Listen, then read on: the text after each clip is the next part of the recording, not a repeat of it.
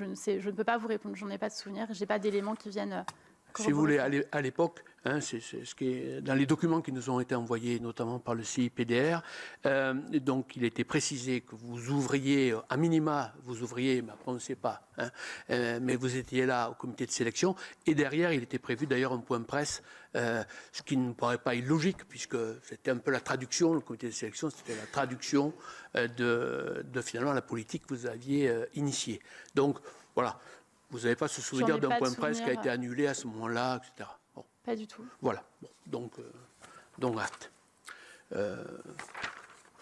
Alors, le lien, bien sûr, nous intéresse toujours dans l'échelle de connaissance du dossier. Vous l'avez dit, le fonds Marianne, c'est un élément parmi bien d'autres, j'oserais dire, plus importants, en tout cas, Pharos, voilà, donc des sujets très importants de ce plan général voulu par le président de la République et le gouvernement ensuite, et qui ne fait pas qui n'appelle pas de commentaires particuliers, tant nous sommes dans une période particulière. Bon.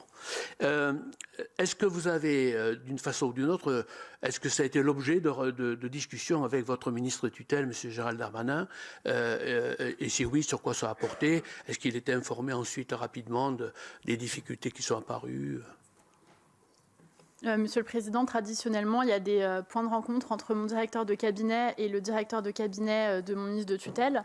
C'est à cette occasion qu'ils échangent sur à la fois des comptes rendus ou des demandes ou des feedbacks, si j'ose dire, d'activités menées par mon cabinet.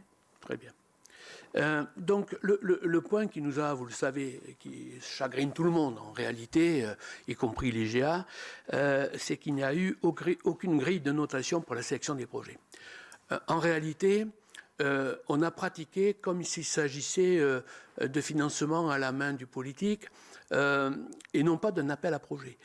Un appel à projet, alors vous avez dans cette assistance, vous l'avez compris, vous le savez, beaucoup d'anciens maires, d'anciens présidents de département, etc., j'en passe, de collectivités. Alors, lorsqu'une municipalité lance un appel à projet, elle est tenue par des règles sur un appel à projet, et notamment, les appels à projet débouchent sur plusieurs points qui sont assez clairs. D'abord, comment dire, un comité assez ouvert, assez large. Souvent, on recommande que le maire, d'ailleurs, ne préside pas. Bon, c'est une prudence. Bon. Et puis ensuite, il y a forcément une grille de notation et qui donne lieu à une communication et généralement un retour vers les associations ou les entreprises, quand il s'agit d'entreprises non sélectionnées. Alors, dans ce cas précis, le point qui est extraordinaire, c'est qu'il n'y a rien.